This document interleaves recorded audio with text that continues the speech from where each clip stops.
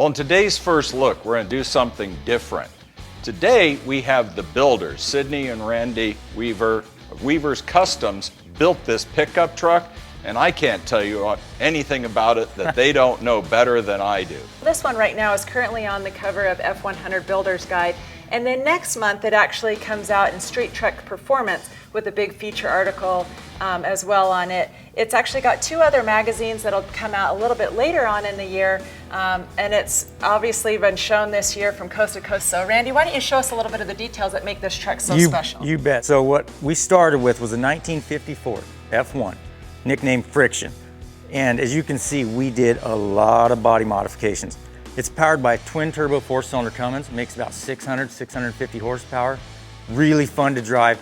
All aftermarket suspension, so it handles like a new car, if you will. I did a lot of 18 gauge hand fabricated metalwork on this truck. So there's no fiberglass at all on this truck.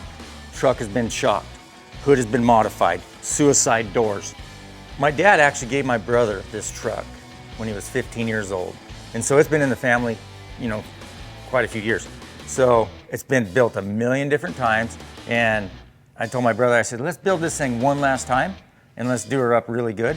So he says, okay. And so that's what we did. One of the things that you'll notice is it seems so seamless, but in reality, when you really start to look at this truck, the level of fabrication that's gone into every single part and piece that's on here is quite extreme and very radical, very tastefully and stylish all the way through. So let's start up here at the front. What you're going to notice when you first walk up to the truck is this really, really neat chin splitter that's up here. And all of that is actually started with flat sheet metal 18 gauge, and it's all handcrafted. You'll come up over the fenders and all the way down through here. The fenders have actually been lowered, so all the metalwork that's gone into just this area alone. And then of course you'll notice a lot of the differentiation if we would have had a stock truck sitting next to this one, all of the hood work that's been done as well. Coming up over this top line, this roof line, you're going to notice that looks a little bit different than what you're used to seeing in a 1950 Ford. But you'll notice that this has actually been chopped about 1.5 inches, 1 3/4 inches, and that windshield has been laid back about 1/2 inch. When we say the windshield's been leaned back, it's not the actual physical glass, but it's actually all of this steel structure that's been massaged and moved around. You can see that the engineering and fabrication is very extensive in this truck. And it took me a while to engineer all this. And if you look, the pipes come from the motor all the way through the cab back here. And it took a lot of time to do that, along with the brake ducts. And these are all mandrel bent, TIG welded, you know, handmade, you know, pieces back here.